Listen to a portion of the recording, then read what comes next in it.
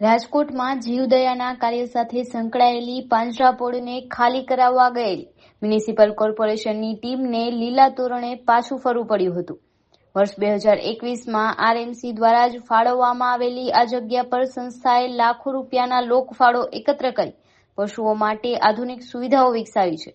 જોકે તંત્ર દ્વારા ફાળવણીનો ઠરાવ કરવામાં ન આવતા મામલો કોર્ટમાં પહોંચ્યો હતો અને અદાલતે આ જગ્યા પર સ્ટે આપ્યો હતો। અધિકારીઓ કબજો લેવા પહોંચતા સંસ્થાના સંચાલકોએ વિરોધ દર્શાવ્યો હતો। પરિણામે અધિકારીઓએ પરત ફરવું પડ્યું હતું। મારું નામ ડૉક્ટર ઉપેન્દ્ર પટેલ છે। હું વેટનરી ઓફિસર તરીકે રાજકોટ મહાનગરપાલિકામાં ફરજ બજાવું છું। આજ રોજ જે નામદાર કોર્ટ દ્વારા જે મનાઈ હુકમ જીવદયા ઘરનો જે કેસ હતો, જે એ બાબતે નામંજૂર તેનો દાવો જીવદયા ઘરનો દાવો નામંજૂર કરવામાં આવેલો હતો, એ બાબતે અમે એને નોટિસ આપેલી હતી અને કાર્યવાહી માટે અમે કબજો લેવા માટે પરત આવ્યા હતા। પરંતુ આજ રોજ અમારા લીગલ ડિપાર્ટમેન્ટમાંથી અમને મેસેજ જાણ થતાં કે આ ઉપલી કોર્ટ દ્વારા સ્ટે ઓર્ડર આપવામાં આવેલો છે, તે સ્ટે ઓર્ડર અત્યારે અમે આ કાર્યવાહી જે અમારા લીગલ ઓફિસર લેબર ઓફિસર સાહેબ છે એમની સાથે વાત કરીને અત્યારે કાર્યવાહી સ્થગિત કરી છે।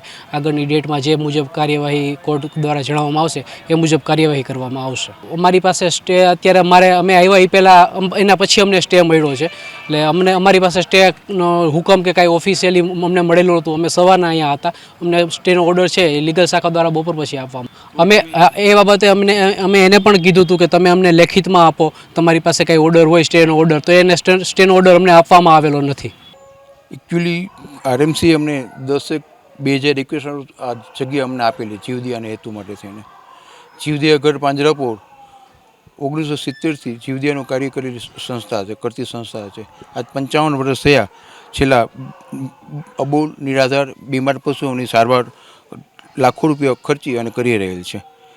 જીવોની સેવા માટે આરએમસીએ જે 2021માં આપેલી જગ્યા અને અત્યાર સુધી ઠરાવ ન કરતા અમારે કોર્ટનો આશરો લેવો પડ્યો છે। જગ્યા આપી ત્યારે ખંડેર જગ્યામાંથી 25-30 ટ્રેક્ટર તો કચરો કાઢેલ હતો અને જગ્યામાં લોકોના દાનથી અંદાજે 60થી 70 લાખ રૂપિયાનો ખર્ચ કરી પશુઓ માટે જગ્યા ડેવલપ કરેલ છે અને એ જગ્યામાં આરએમસી નિરાધાર જીવો સાથે અન્યાય કરી રહેલ છે। આજરોજ કોર્ટનો સ્ટે હતો છતાં પણ એ લોકો કબજો લેવા આવેલ અને અમે કહ્યું કે કોર્ટનો સ્ટે છે છતાં પછી એ લોકોએ કંઈક ડિસ્કશન કરીને અત્યારે તો એ લોકો જતા રહ્યા છે। અમે આટલો લાખો રૂપિયાનો ખર્ચો કર્યો છે। આપ જોઈ શકો છો 13,000 ફૂટના તો અમે લોકોએ 5 શેડ બનાવ્યા છે, AC રૂમો બનાવેલા છે, એ બધું ખર્ચનો ઓલો કર્યો છે। એટલે એ હેતુથી અમારે અત્યારે આ જે અમારો ધ્યેય છે જીવદયાનો, એ ધ્યેય સરતો નથી અને આરએમસી અમારી યાર અન્યાય કરેલી એવું અમને લાગે છે। અત્યારે અમારી પાસે આશરે 600 જેવા જીવો આશરો લેલ છે અને બધા બીમાર પશુઓ છે। અમે લોકોએ AC રૂમ બનાવીને અમે એ લોકો એને સારામાં સારી ટ્રીટમેન્ટ આપી છે। અત્યારે સૌરાષ્ટ્ર ગુજરાતમાં કોઈ ન સેવા કરતું એવી સેવા અમે અત્યારે કરી રહ્યા છીએ અને એ જીવોનો અત્યારે એટલી પરિસ્થિતિ કઠિન છે કે અમે લોકો આને કોઈ સંજોગોમાં સ્થાનાંતરણ કરી શકે એમ, ફેરવી શકે એમ નથી।